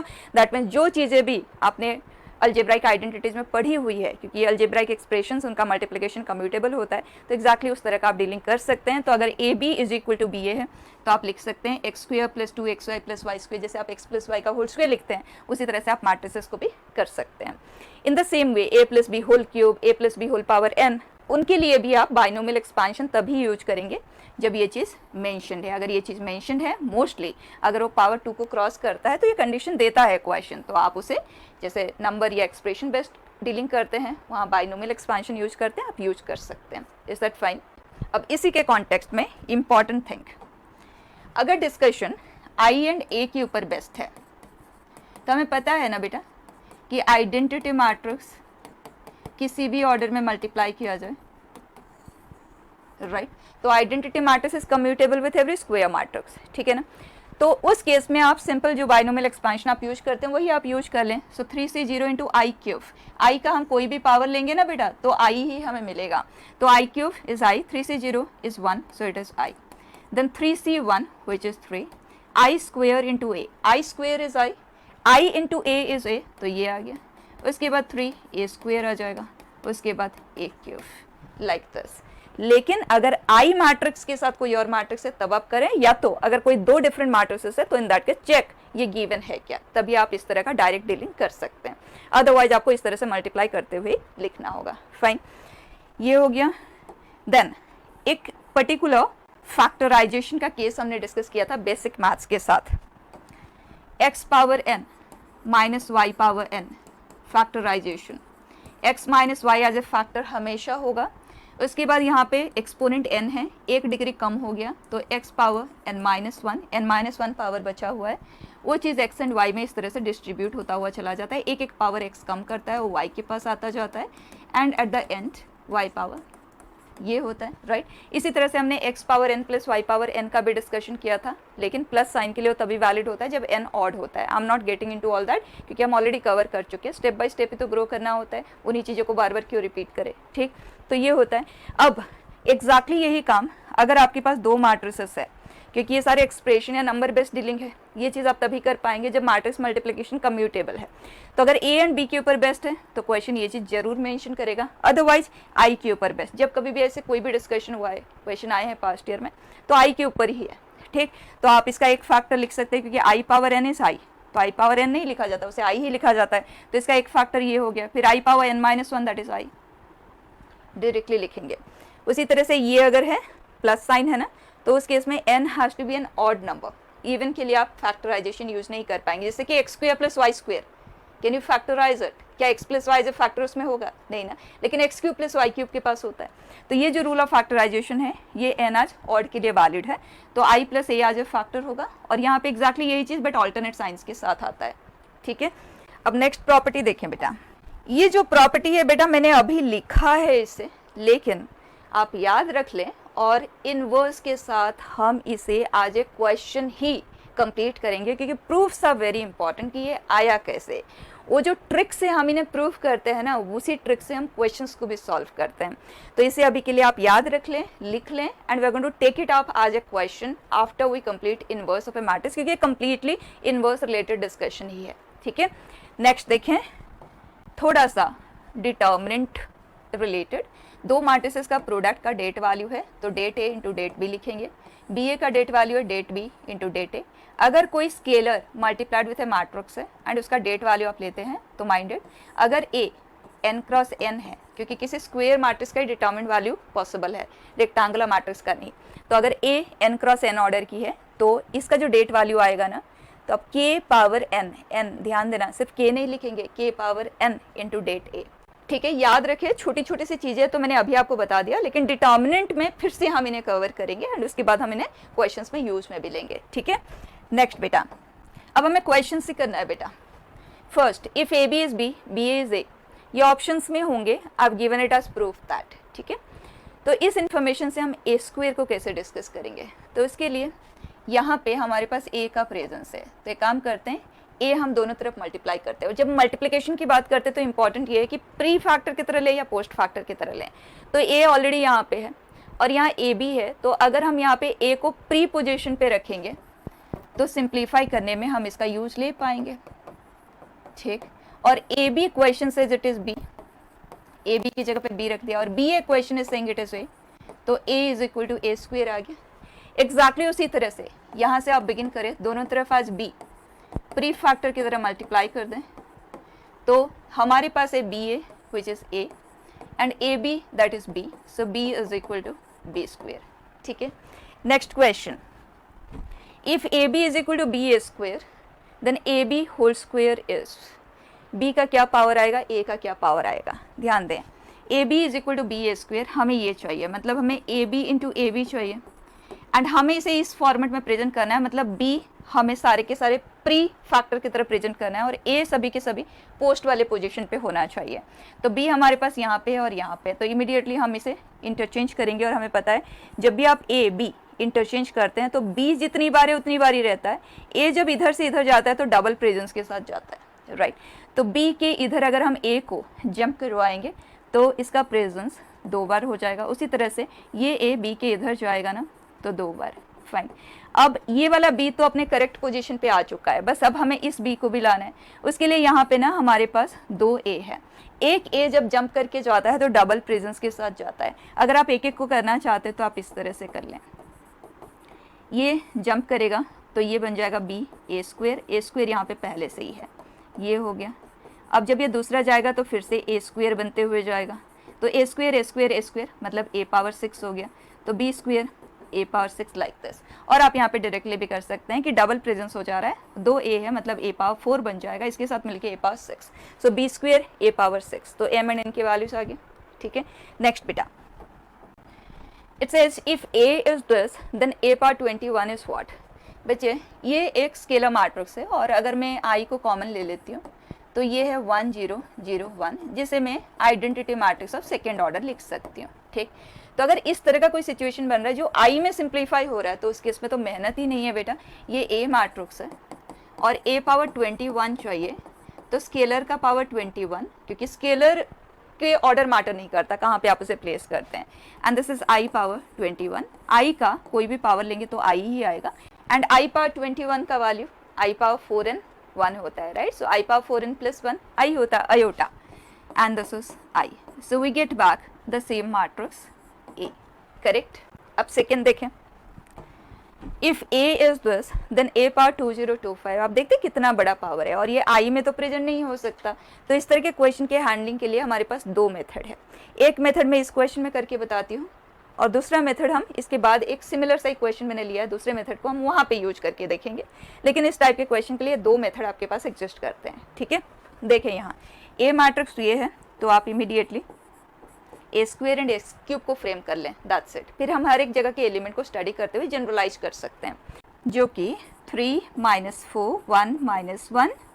मल्टीप्लिकेशन जब भी करें ना बेटा थोड़ा केयरफुली करना है, क्योंकि एक भी नंबर अगर गलत हो जाएगा ना पूरी चीज़ गलत हो जाएगी। सो दिस विद दिस 1 1 पोजिशन आएगा, 3 × 3 9 -4 एंड दैट इज 5, एकदम carefully. This with this, so it is -12 + 4 which is -8. This with this is 3 - 1 and that is 2. Then this with this, that is -4 + 1, it is -3 over. इसी तरह से एक cube जो कि a square into a हम लिख सकते हैं, 5 - 8 2 -3 मल्टीप्लाइड विथ a 3 -4 1 -1, ठीक बेटा।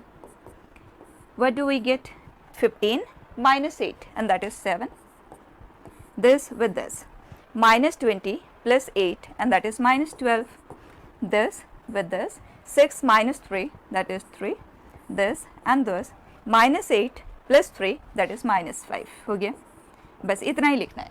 अब 1 1 प्लेस को स्टडी करते हैं। a पावर 1 में ये 3 था, a पावर 2 में ये 5 है, ये 7 है। बच्चा क्या ये एक AP के टर्म्स है? बिल्कुल है। तो ये first second third, a power 1 a power 2 a power 3, a power 2025 है।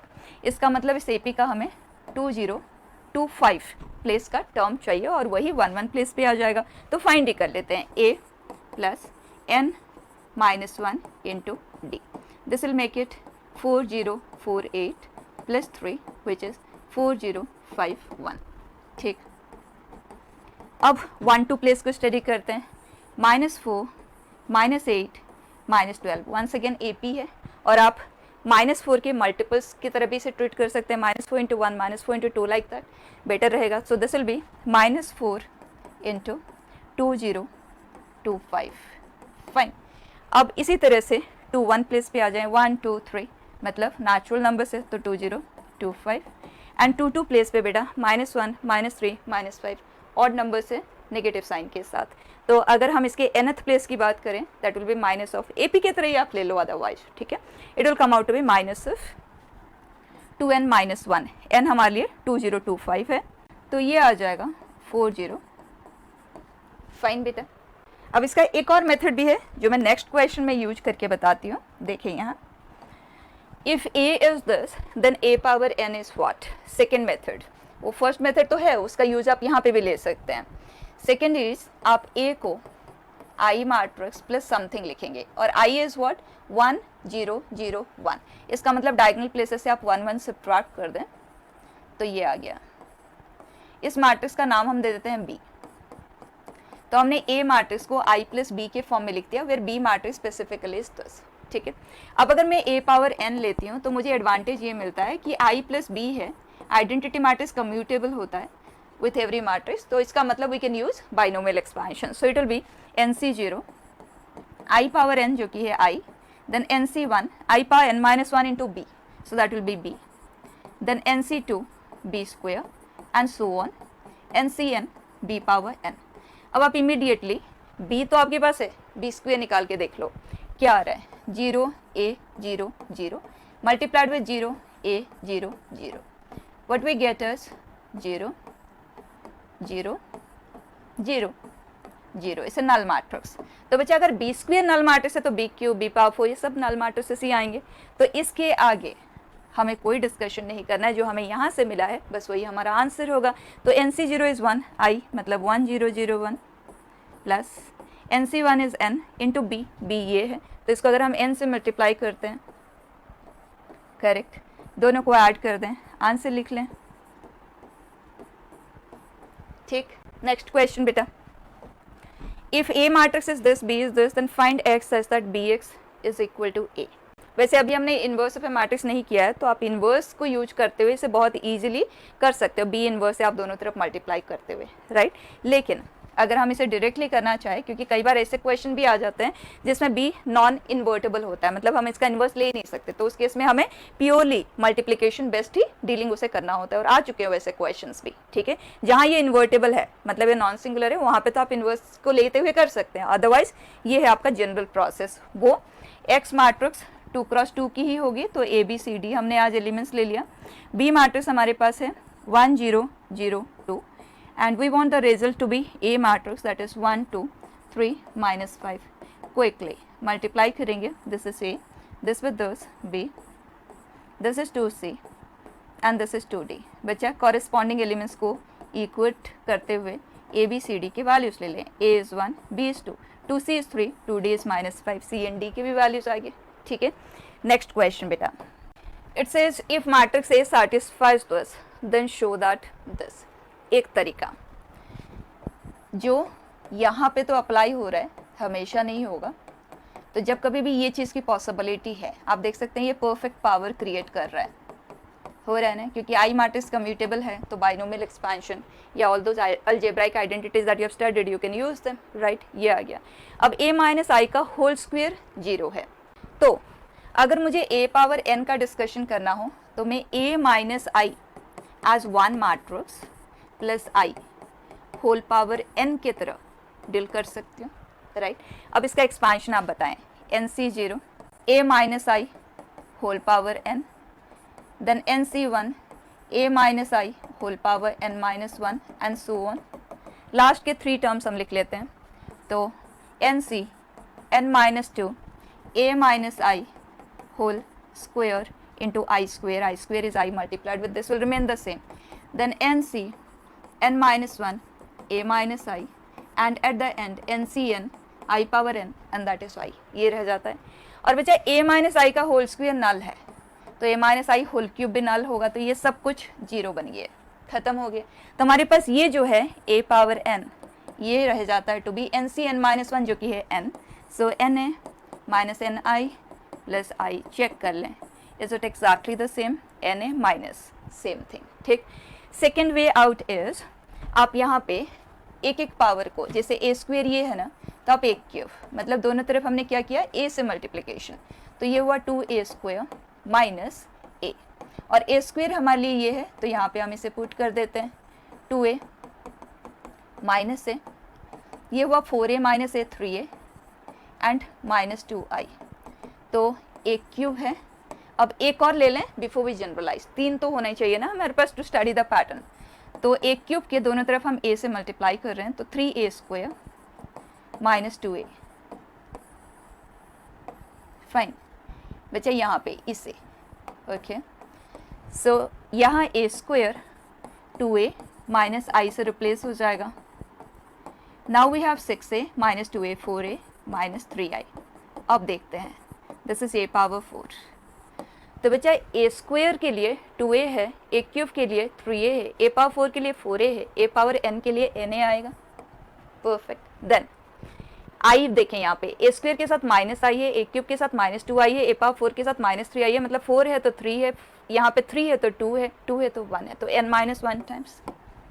फाइन. नेक्स्ट बेटा, it says A be a 2 cross 2 matrix such that this and this, then find the matrix A. तो एक काम करते हैं, A matrix हमने consider कर लिया to be this and this is A B C D is multiplied with 1 and ये हमें देगा A minus B and this is C minus D and this is equal to minus 1 2. तो हमारे पास है a minus B is minus 1, C minus D is 2, लेकिन 4 unknown के लिए 2 इक्वेशन तो इनफ नहीं है, तो हमारे पास ये इन्फॉर्मेशन भी है. और यहाँ पे आप ध्यान देना, ए स्क्वेयर इन अननोन के ऊपर बेस्ट, ए स्क्वेयर तो कभी भी फ्रेम मत करना, सेकेंड डिग्री में चले जाएंगे. Rather use this, can I right A square मतलब a इंटू, ठीक. और ये क्वेश्चन ने कहा कि ये है, इसका मतलब माइनस 1 2.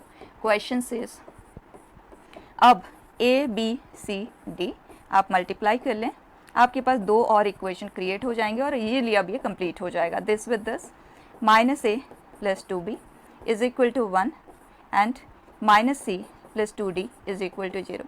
तो बच्चा ए एंड बी में आपके पास एक इक्वेशन ये है और एक इक्वेशन ये है, दोनों को यूज करोगे ए एंड बी आ जाएंगे, इन दोनों को यूज करोगे सी एंड डी आ जाएंगे. क्लियर, एकदम स्मार्टली वर्क करना है.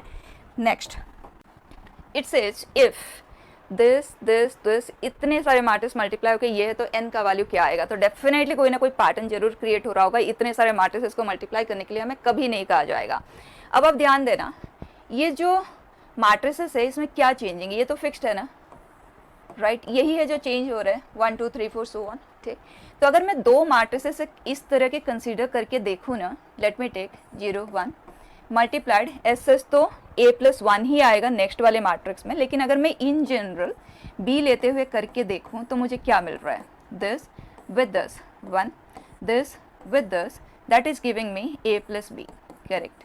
Then this with this is 0, this with this is giving me 1.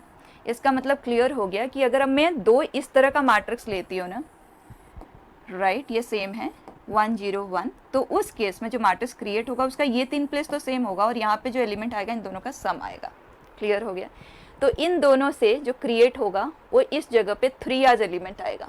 ठीक, मतलब इन दोनों से आएगा 1 0 1 ये रहेगा और यहाँ 1 + 2 आएगा. मैं इसे ऐसे लिख रही हूँ. ठीक है, अब जब ये इससे मल्टीप्लाई होगा तो ये सब मल्टीप्लाई होकर यहाँ पे +3 आ जाएगा एक्स्ट्रा बस. नेक्स्ट वाला जब आएगा तो +4. बाय दैट जब हम इसे कंबाइन करेंगे तो ये पार्ट तो सेम रहेगा, लेकिन इस जगह पे जो बनेगा that will be 1 + 2 so on up to n. And question कह रहा है this is that means n into n + 1/2 is equal to this. मैं 2 को इधर शिफ्ट कर देती हूँ. अब आप क्वाड्रेटिक इक्वेशन बनाते हुए n को सॉल्व कर लें. ठीक है, या तो डायरेक्ट एनालिसिस से भी कर ले, 2 कॉन्जिक्यूटिव नेचुरल नंबर का प्रोडक्ट ये आए का पॉसिबल होगा. ठीक है, नेक्स्ट बेटा it says let x be the solution set of n satisfying this equation where a is this. Okay, a power n i ऐसे n की पॉसिबिलिटीज क्या है and where n is a natural number. तो clearly n का value 1 तो नहीं होगा क्योंकि a मैट्रिक्स i तो है नहीं. a स्क्वायर से बिगिन करते हैं. 0 1 -1 4 -3 4 3 -3. अगर हम a स्क्वायर देखें तो आपको मैट्रिक्स को मल्टीप्लाई करके ही करना होगा और कोई चॉइस तो है नहीं. तो बच्चा this with this 0 + 4 -3, this with this 0 -3 + 3, this with this 0 + 4 -4, this with this that is 0 -12 + 12, this with this 4 + 9 -12 that is 1 13 -12. ठीक, so this and this -4 -12 + 16, this and this, by that ये ये क्रिएट हो रहा है, आई आ रहा है, ठीक। तो बच्चा अगर किसी मैट्रिक्स में ए स्क्वेयर आई आ रहा है तो ए क्यूब क्या आएगा, दोनों तरफ ए से मल्टीप्लाई करोगे तो ये आई तो नहीं आया, लेकिन अगर हम ए पावर 4 लेते हैं, इसको स्क्वेयर कर दिया या इसको ए से मल्टीप्लाई कर दिया तो इधर ए स्क्वेयर आएगा जो कि आई है। तो कन्फर्म्ड है कि अगर ए स्क्वेयर आई है मतलब ए पावर 4, ए पावर 6 ये सभी आई ही आएंगे। तो अगर हमें इसका सोल्यूशन सेट चाहिए तो we will say n values are 2, 4, 6 and so on, correct. Question ने कहा ये जो सोल्यूशन सेट है we are considering that to be x, fine. तो x हमें मिल चुका है। अब देखते हैं हमें फाइंड क्या करना है। It says x be any element of the solution set, theta is belonging to this interval, मतलब theta is an acute angle, then what is value of this. अब देखें यहाँ पे जो हमारे पास x की पॉसिबिलिटीज है they are 2, 4, 6 and so on going up to infinity. तो ये दोनों बिल्कुल अलग अलग है, तो हम सेपरेटली इन्हें सम अप करेंगे। Sine theta power x, cos theta power x, ठीक। तो sine square theta plus sine power 4 theta and so on. बच्चा ये एक जीपी है, cos square theta cos power 4 theta, और दोनों ही इनफाइनाइट जीपी है, और जो कॉमन रेशियो है 0 से 1 के बीच में है, so we can write this sum to be a by 1 minus r, right. और ये कॉस स्क्वेयर थीटा है तो ये बन गया tan स्क्वेयर थीटा। उसी तरह से ये आया a by 1 minus r, मतलब 1 माइनस कॉस स्क्वेयर थीटा जो कि है साइन स्क्वेयर थीटा, और ये बनाएगा। अब देखते हैं क्वेश्चन हमसे पूछ रहा है what is the minimum value of this. तो बच्चा एम जी एम से हमें पता तो है, अपॉन 2 करेंगे तो this is greater than equal to the G M which is tan square theta into cot square theta. ये तो 1 होता है तो ये 2 इधर आया, तो minimum value of it is 2, clear. Next देखें, एग्जैक्टली सिमिलर सा ही है। Let x be the solution set of n natural number है but not equal to 1, satisfying this equation that is a power n is equal to a। तो n की जगह पे 1 रखेंगे तो सेटिस्फाई कर रहा है, लेकिन क्वेश्चन कह रहा है कि 1 हमें कंसिडर नहीं करना है, ठीक है। तो आगे बढ़ते हैं, a स्क्वेयर को चेक करते हैं। -1 3 5, 1 - 3 -5, -1 3 5। जब ये सेल्फ के साथ मल्टीप्लाई होता है तो हमें क्या मिलता है, चेक कर लें, right. So this with this +1 +3 मतलब +4 and -5 that is -1, then this with this -3 -9 मतलब -12 +15 that is 3, this with this -5 -15 मतलब -20 +25 5। तो बाय दैट जब आप इन्हें कंप्लीटली मल्टीप्लाई करेंगे ना तो एग्जैक्टली यही चीज़ क्रिएट हो रहा है, मतलब a square will come out to be a।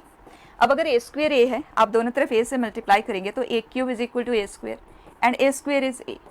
तो इस तरह के सिचुएशन में ये कन्फर्म्ड है कि a square, a cube, a power 4 कुछ भी लेंगे ना, दे आर ऑल a।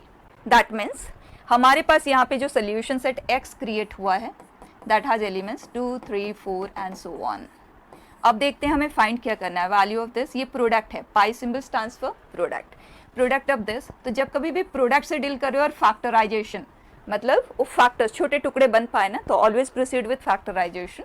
तो ये है x+1, इसका लाइक फैक्टर इसके साथ लिखेंगे, और x² - x+1 सेकेंड डिग्री का फैक्टर इसके सेकेंड डिग्री के फैक्टर के साथ लिखेंगे।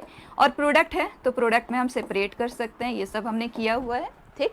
अब सबसे पहले हम इस प्रोडक्ट को इवैल्यूएट करेंगे, फिर इसे करेंगे और दोनों को मल्टीप्लाई करते हुए फाइनल आंसर देंगे। तो बताएं जो x की वैल्यू जो 2 से बिगिन हो रहे हैं, तो 2 + 1 2 - 1, देन 3 + 1 3 - 1 5, 2 का गैप है ना, तो this is 3, like that it will go on going up to infinity. तो कभी भी इन्फिनिटी पे हम डायरेक्टली वर्क तो नहीं करते ना, so will take up to n and later will apply limit. तो अगर हम n तक लेते हैं तो ये आ जाएगा आज n+1 नीचे आएगा, ठीक। अब सिंप्लीफाई कर लेते हैं, यहाँ 1 से बिगिन हुआ है या 3 से बिगिन हुआ है, तो 3 से ये तक के टर्म्स यहाँ पे कैंसिल आउट हो जाएंगे। यहाँ 2 बचे हैं तो यहाँ पे भी एंड में 2 टर्म बच जाएंगे। तो डिनोमिनेटर में है 2, न्यूमरेटर में आएगा n+1 एंड इस प्रीवियस टर्म, फाइन। तो पहला प्रोडक्ट सिंप्लीफाई होके तो ये बन गया।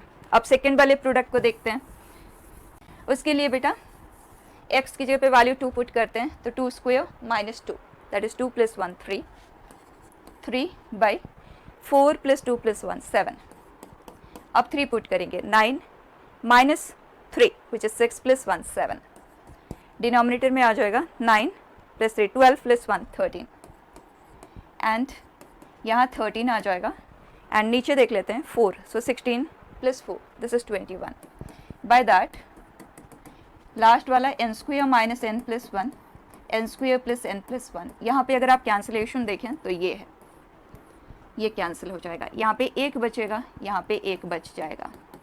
अब हमारा फाइनल आंसर आएगा this multiplied with this where n is approaching infinity. ठीक है, तो n² + n लिख देते हैं इसे अपॉन 2. तो बच्चा जब हम इन्फिनिटी पे वर्क कर रहे होते हैं, लिमिट हमने किया है ना, तो इन्फिनिटी स्क्वायर के सामने इसका एग्जिस्टेंस नहीं होता, और लार्जेस्ट इन्फिनिटी का कोएफिशिएंट का रेशियो हमारा आंसर आता है, आप उससे भी लिख सकते हैं. अदरवाइज आप n² को कैंसिल करें और आंसर. ठीक है, नेक्स्ट बेटा, if A matrix is this then sum of diagonal elements of A + I whole power 11. तो आप सिंपली A + I कैलकुलेट ना करें, रादर आइडेंटिटी मैट्रिक्स कम्यूटेबल होता है ना, तो बाइनोमियल एक्सपेंशन यूज कर लें. 11C0 A power 11, 11C1 A power 10 and so on. 11C11 जो कि 1 होता है, तो एंड में I है. अब आप इमीडिएटली, क्योंकि A² A³ ये तो हमें कैलकुलेट करने के लिए क्वेश्चन कभी नहीं करेगा, तो आप चेक करें A² क्या आ रहा है. ठीक है, चेक करके देखते हैं. 1 0 0 0 4 -1 0 12 -3 मल्टीप्लाई 1 0 0 0 4 -1 0 12 -3. परफेक्ट बच्चा, ये इससे मल्टीप्लाई हुआ जो कि है 1, फिर ये इससे मल्टीप्लाई हुआ 0 देन 0, ये इससे मल्टीप्लाई हुआ बेटा 0, ये इससे मल्टीप्लाई हुआ that is coming out to be 4, right, और ये इससे मल्टीप्लाई हो रहा है तो -4 + 3 विच इज़ -1. अब ये जो है ना, ये एज इट इज़ क्रिएट हो रहा है, तो हम इसे कह सकते हैं A. अब जब A² A होता है तो A² A³ सभी A ही आते जाते हैं, राइट. तो अब ये कितना सिंपल सा रह गया, ये सभी A है बेटा, यहाँ तक है ना. 11C10 × A. तो अगर हमें इसका डायगोनल प्लेसेस का सम चाहिए तो ध्यान देना, ये सभी A है. ठीक है बेटा, तो मैं इसे लिख सकती हूँ ना, इस पूरे को A times 11C0 + 11C1 so on 11C10 जिसका वैल्यू 2 पावर 11 - 1 होता है, और ये I है. डन, जो कि 2 पावर 11 - 1 इंटू दिस. तो इसके हर एक एलिमेंट के साथ ये मल्टीप्लाई हो जाएगा. लिखना चाहे तो आप लिख सकते हैं इस तरह से 0 4 × 2 पावर 11 - 1 -1 × 2 पावर 11 -1, इस तरह से 0 12 × 2 power 11 -1 and this is -3 × 2 power 11 -1. और जब I ऐड होगा मतलब डायगोनल प्लेसेस में. ठीक, अब क्वेश्चन हमसे कह रहा है सम ऑफ द डायगोनल प्लेसेस, बस इन्हें आपको ऐड कर देना है, दैट्स इट. ठीक है, बस एक लास्ट क्वेश्चन अब हम करेंगे. लास्ट के 2 क्वेश्चन है. ठीक है, देखें. Let alpha and beta be real numbers, consider A to be 3 × 3 matrix A such that this and this then alpha and beta. तो बच्चा ये दोनों तो कम्यूटेबल है, तो डायरेक्टली स्क्वायर कर देते हैं. सो 9A² + α² I² I ही होता है, and 2A × B which will be 6 alpha A. Correct, A² की जगह पे हम ये रिप्लेस कर देते हैं. सो 9 3A + alpha I + α² I + 6 alpha A. Simplify करें 27A, और A यहाँ पे भी है, कंबाइन कर दें A, और I का प्रेजेंस यहाँ से आया 9 अल्फा टाइम्स, और यहाँ पे है α² टाइम्स. फाइन, अब कंपेयर कर लेते हैं. क्वेश्चन कह रहा है कि this is equal to 21 times A. इसका मतलब ये वैल्यू जो है ये 21 है, तो 6 alpha is -6, alpha is -1. Fine, and at the same time beta, तो अल्फा का वैल्यू -1 है, यहाँ पे हम पुट करेंगे. So this is coming out to -8 which it says is beta. So beta is -8, check कर लें, एंड अल्फा इज -1. ठीक है, now last it is let P be a square matrix satisfying this alpha beta gamma delta are natural numbers and they fulfill this, then value of alpha beta gamma delta इनकी values ही हमें चाहिए. तो बच्चा P के power को study करने के लिए इस तरह से एडिशन सब्ट्रैक्शन ऐसे तो हम नहीं करेंगे, rather if we add this to हमें मिलता है ये ऐड कर रहे हैं हम. सो 29 + 13 दिस इज 42, राइट, -42 है, और अगर हम 2 से डिवाइड कर देते हैं तो ये आया 21 टाइम्स. ठीक है, और P पावर बीटा भी लिख लेते हैं साथ में. हम दोनों को कर रहे हैं सब्ट्रैक्ट, दोनों को सब्ट्रैक्ट कर रहे हैं और 2 से डिवाइड भी कर देंगे. सो गामा I अब हम सब्ट्रैक्ट करेंगे ना, तो 29 माइनस 13 दैट इज 16 बाई 2 करेंगे, सो माइनस, परफेक्ट। अब देखते हैं अल्फा एंड बीटा के वैल्यूज क्या आएंगे, कॉरेस्पॉन्डिंगली गामा एंड डेल्टा भी वहीं से सॉल्व हो जाएगा। बच्चा ये रिलेशन है, इमीडिएटली पी क्यूब पे चले जाएं, दोनों तरफ पी से मल्टीप्लाई किया तो ये आया P minus P square, P square की जगह पे ये आप पुट कर दें, so this is 2p minus I. अब p पावर 4 अगर हम लेते हैं, कोई भी पैटर्न को स्टडी करने के लिए बिगिनिंग के 3 तो आपको लिखना पड़ेगा, ठीक है। सो p पावर 4, उसके लिए चाहे तो आप यहीं पे स्क्वायर कर दें या इसी को आप दोनों तरफ p से मल्टीप्लाई कर दें, आपका चॉइस है। i है तो कम्यूटेबल तो है, ठीक। तो मैं यहीं से लिख लेती हूँ 2p स्क्वेयर माइनस p। बच्चा p स्क्वेयर हमारे लिए ये है ना, तो 2i,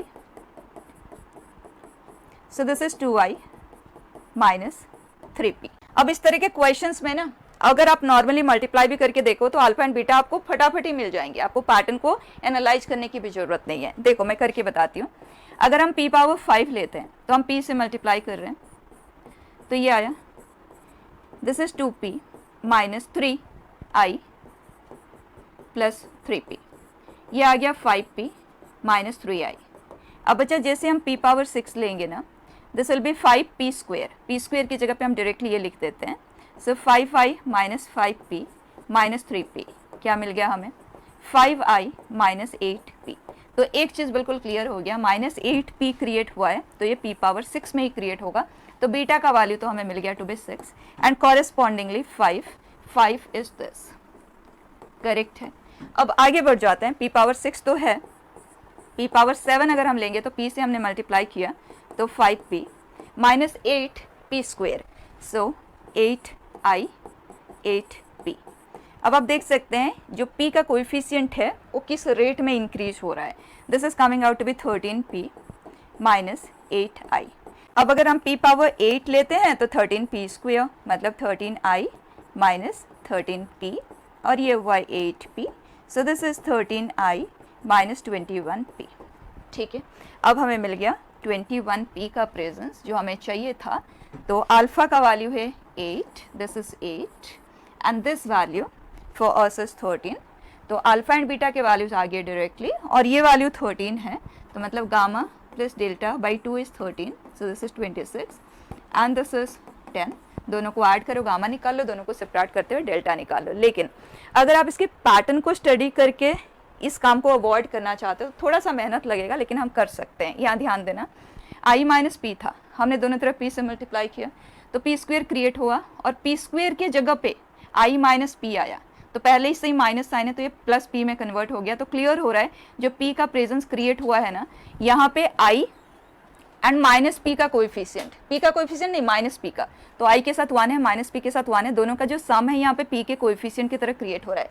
पहले p के ही टर्म को देखें, ठीक है, और यहाँ पे p माइनस साइन के साथ है, यहाँ प्लस में आया, फिर यहाँ पे आप देखें माइनस साइन के साथ आ रहा है, और इन दोनों में जो कोएफिशिएंट है, आप बीच का जो माइनस साइन है उसे इग्नोर करना है, ठीक है। 2 एंड 1 ये है 3, वो यहाँ पे क्रिएट हुआ। नेक्स्ट वाले में अगर आप देखो तो 2 प्लस 3 p का जो कोएफिशिएंट आएगा वो आ रहा है, ये वाला पैटर्न आ रहा है। और अगर हम i के साथ का प्रेजेंस देखें तो बच्चा यहाँ p 1 कोएफिशिएंट के साथ है, तो जो p का कोएफिशिएंट है ना, प्लस है या माइनस है जो भी हो, एज इट इज यहाँ i के लिए कैरी हो जाता है। यहाँ p के लिए 2 है तो यहाँ पे i के साथ 2i आ गया, तो एग्जैक्टली ये चीज़ कॉन्टिन्यूड है। तो अगर हम इस प्रोसेस से एनालाइज करते हुए आंसर करना चाहें तो आप ध्यान देना, हमारे पास यहाँ तक तो है ना, तो मैं यहाँ से अगर p पावर 5 क्रिएट करना चाहूँ तो मुझे पता है कि i p, फिर इसके बाद p i आता है, फिर i p आता है, तो इस तरह से वो स्वैप होते हैं। तो नेक्स्ट में जो p वाला पोजीशन है वो i के पास जाएगा और सेम कोएफिशिएंट के साथ, ठीक है, और इन दोनों का जो सम है डायरेक्टली लिखेंगे, एंड p पावर 6 जब मैं लूँगी तो जो p है वही i बन जाएगा, और इन दोनों का जो सम है वो 8 टाइम्स। अब p पावर 7 जब हम लेंगे तो इन दैट केस जो p है वही i में कन्वर्ट हो जाएगा, और इन दोनों का जो सम है 13p। p पावर 8 लेंगे तो ये हुआ 13i, इन दोनों का सम है 21, लाइक दिस, कंपेयर कर ले, ठीक है बेटा। सो that's it. I think multiplication तक के क्वेश्चंस का हमने अच्छे से एक्सपोजर लिया, और बहुत सारे केसेस ऑफ मल्टीप्लिकेशन होगा जो ट्रांसपोज बेस्ड होगा, वो हम ट्रांसपोज के साथ कंप्लीट करेंगे, ठीक है। सो दैट्स इट बेटा, we are closing it here.